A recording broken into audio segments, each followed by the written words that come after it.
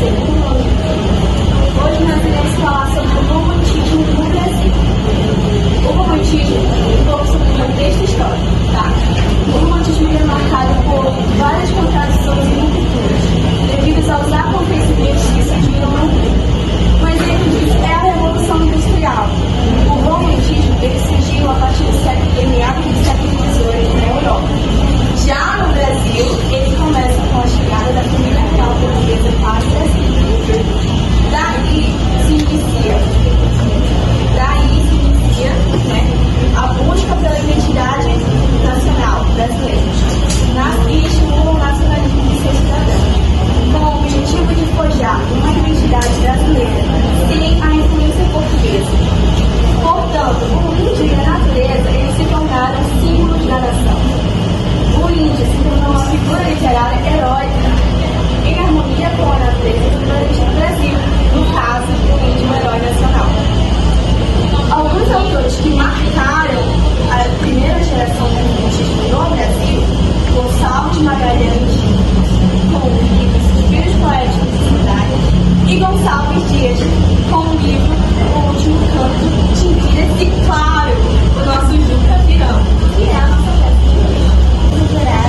Eu sou a Angélica Cunha, vou falar sobre o porquê ou o motivo da nossa obra ser Juca Pirão. Acontece que é uma das obras que mais representam a primeira geração do romantismo no Brasil, a geração pianista. Juca Pirão é um poema que está dentro do livro Últimos Cantos, de Gonçalves Dias, foi publicado no ano de 1851, durante o século XIX. Ele possui 384 versos e 10 cantos.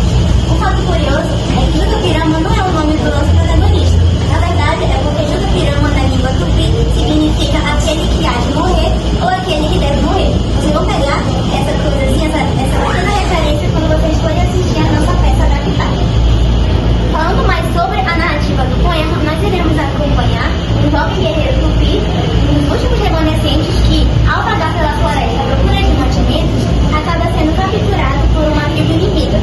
A tribo essa que é a tribo de Mira. É composta por guerreiros que são bravos e fortes, mas que também são temidos na floresta. Isso porque eles fazem rituais antropofágicos. Os praticantes desses rituais, eles consomem a carne dos inimigos que eles capturam.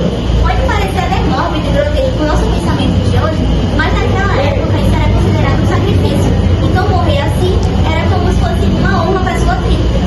A partir dessa premissa que nós iremos conhecer e vamos assistir a peça adaptada e entender o que vai acontecer após o nosso protagonista ser capturado. Gonçalves Dias, ele é um dos principais autores, como nós estamos falando, da primeira geração do romantismo no Brasil, que é a geração indianista, e é por isso que nós vamos saber mais sobre ele com a Gabriela. Da biografia de Gonçalves Dias. Antônio Gonçalves Dias nasceu no dia 10 de agosto de 1823 em Caxias, no Maranhão. E ele era um típico brasileiro, filho de uma união não oficializada entre um comerciante português e uma mestiça. Ele estudou por um ano com seu professor José Joaquim de Abreu, quando começou a trabalhar como caixeiro e teve de assumir a escritura da loja de seu pai, que veio a falecer. No ano de 1840, ele ingressou na Universidade de Coimbra, mais especificamente no curso de Leis, o que hoje seria dado como curso de Direito. E a partir dali passou a ter contato com diversos escritores românticos europeus e a participar ativamente de períodos literários. Ainda em sua estadia em Coimbra, Gonçalves Dias lançou a maioria de seus poemas, inclusive a tão famosa Canção do Exílio, na qual ele começa dizendo assim, acho que você já deve ter ouvido: na minha terra tem palmeiras, onde canto e sabiá. As aves que aqui gorjeiam, não gorjeiam como lá. Nesse poema é possível notar que ele colocou o sentimento nacionalismo urbanista através da idealização da natureza. Uma curiosidade é que 2 versos da Canção do Exílio são incluídos no Hino Nacional Brasileiro, composto em 1822, na parte em que diz: nossos bosques têm mais vida, nossa vida é em você mais amor. Gonçalves Dias conheceu sua musa inspiradora no ano de 1846 e a quem dedicou várias de suas peças, inclusive Ainda Uma Vez a Deus. No ano de 1852, a pediu em casamento, mas em relação às raízes mestiças do autor, a família dela foi fortemente contra essa união.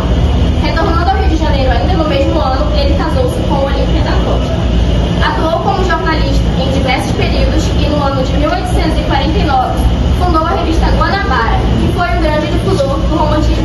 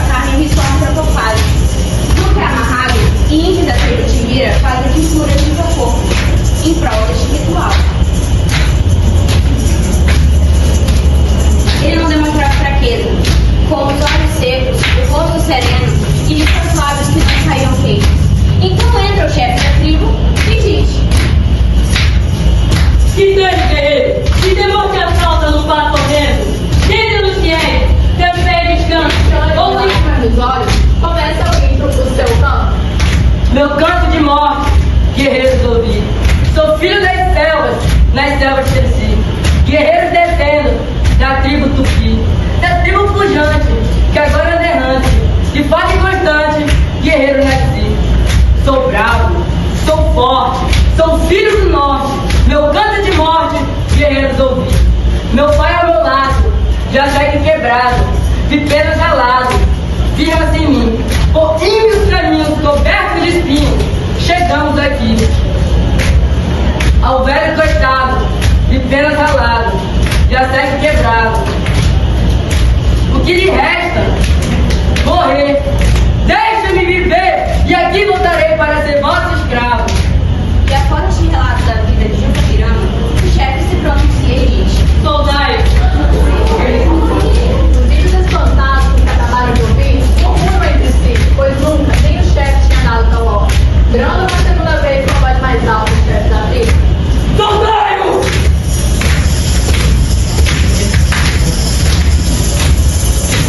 E depois de Juca Pirama estar com braços e pernas soltos, o chefe da tribo fala: És o guerreiro ilustre, o grande chefe, tu que assim do meu mal te comoveste, nem sofres que transporta a natureza, com olhos onde a luz já não cintila.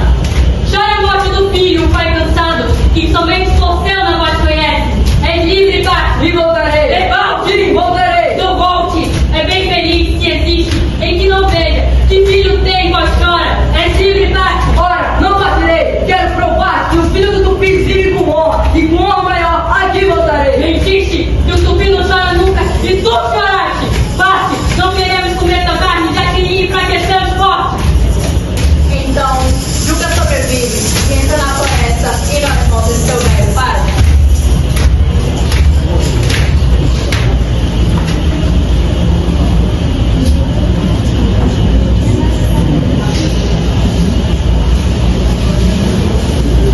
Sobrevivendo à floresta, Pai. Juca encontra o seu pai. Me tragam comida. Cardápio muito. Não era nada salvando o barril. Que bom você falou, meu Deus, agora. Sim, me perdi pelas matas. Que novos mares não resolver. Quando eles aguardam. As setas das aflições já se esgotaram. Mas tu tens. E com a mão trêmula, certa procura o filho, nadando nas trevas da sua noite lúgubre e medonha, sentindo as rodovas frescas extintas, uma ideia fatal ocorreu diariamente. Do prisioneiro. Pois o disseste, Dos índios. sim, De que nação? Timbira, E o que fizeste? nada fiz, aqui estou. Nada. És valente, que eu sei. Confessa, fizeste o certo ou já não viu? Nada fiz, mas soubera a desistência de um pobre velho que em mim vivia. E depois, Eis-me aqui, chega essa data. na direção do sol.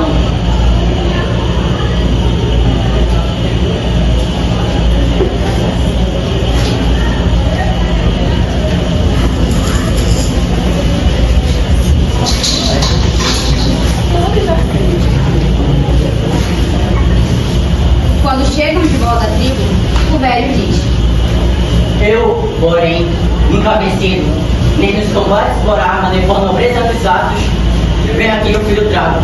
Vós o disseis prisioneiro, seja assim como dizeis. Mandai vir a lenha, o fogo, a massa do sacrifício.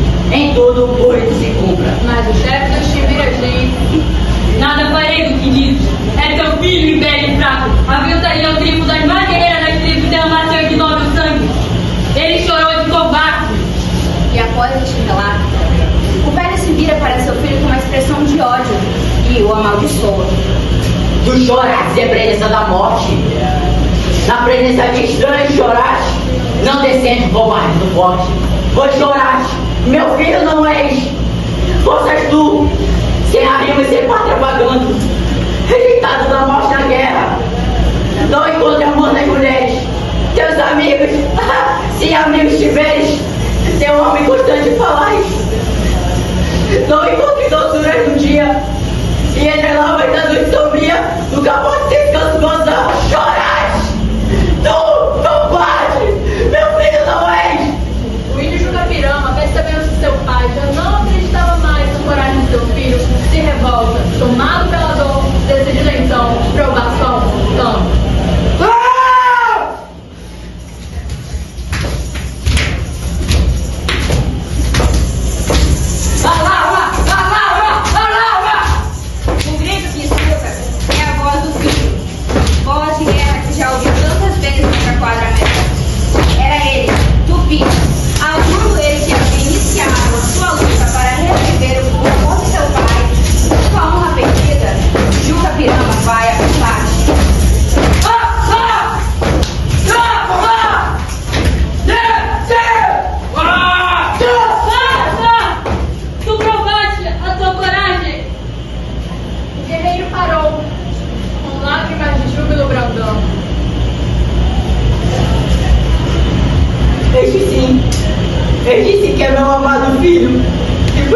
te vi, como sempre tive.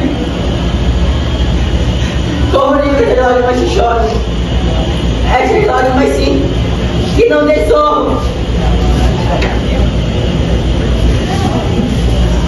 Um velho Chimbira, coberto de glória, guardou a memória de um moço guerreiro, um velho tupi. E à noite nas tavas, se alguém duvidava do que ele contava, dizia prudente: Meninos, eu vi o brioso do largo terreiro cantar prisioneiro um canto de morte que nunca esqueci. valente como era, chorou sem ter feito. Parece que o vejo, que o tenho nessa hora diante de mim. Eu disse comigo, que infância de escravo, pois não, era um bravo, valente e brioso, como ele não vi. E a fé que vos digo, parece-me então, que quem chorou tanto, tivesse a coragem que tinha um tupi.